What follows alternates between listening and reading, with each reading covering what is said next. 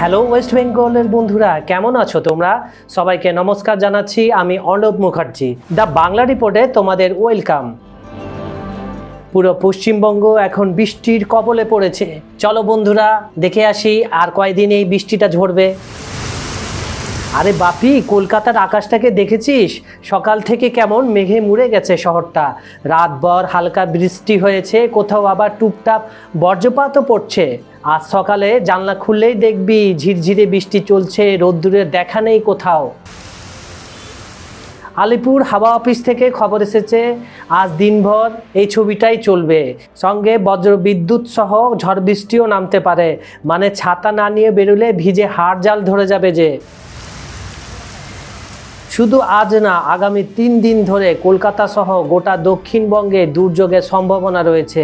বিশেষ করে শনিবার পর্যন্ত দক্ষিণবঙ্গে সব জেলায় বজ্রবিদ্যুৎ সহ হালকা থেকে মাঝারি বৃষ্টি হতে পারে, আর তার সঙ্গে 30 থেকে 40 কিলোমিটার বেগে ঝোড়ো হাওয়া বয়ে যেতে পারে।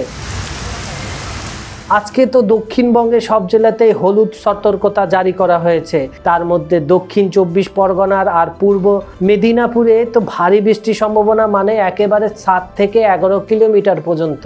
এমনিতেই একটু বৃষ্টি হলেই আমাদের শহরের রাস্তাগুলা ডুবে যায়। এবারও সেটার ভয় ধরে গেছে কলকাতাবাসীর মনে। আগামীকাল শুক্রবার ঝমঝমিয়ে ভিজবে উত্তর 24 পরগনা, দক্ষিণ 24 পরগনা, পূর্ব পশ্চিম মেদিনীপুর, পূর্ব বর্ধমান, মুর্শিদাবাদ আর নদিয়া। আবার শনিবার ওইসব জেলাগুলোর সঙ্গে মিশে যাবে পশ্চিম বর্ধমান, ঝাড়গ্রাম আর বাঁকুড়া। সেখানেও ভারী বৃষ্টির পূর্বাভাস দেখা যাচ্ছে।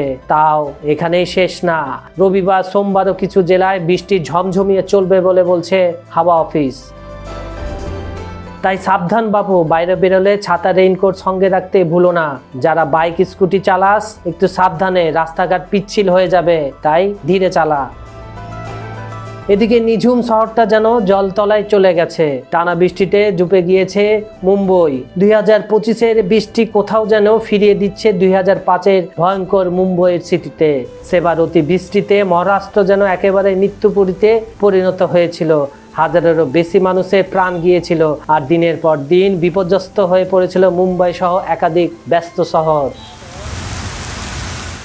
আপাতত কলকাতা শহরটা বৃষ্টি ভেজা, মেঘলা, রৌদ্রহীন, যেন একেবারে মন খারাপের সিজন। তবে কবি যদি থাকতেন বলতেন, মেঘলা আকাশ মানে রোমান্সের সময়। তো বন্ধুরা, বৃষ্টির মজা নাও, গরম গরম চা খেয়ে এর আনন্দটা নাও, পারলে দুটো কবিতা লিখে দাও। আজ এ পর্যন্তই, কাল আবার দেখা হবে বন্ধুরা তোমাদের সঙ্গে। ততক্ষণ বিদায় জানাচ্ছি। জয় হিন্দ।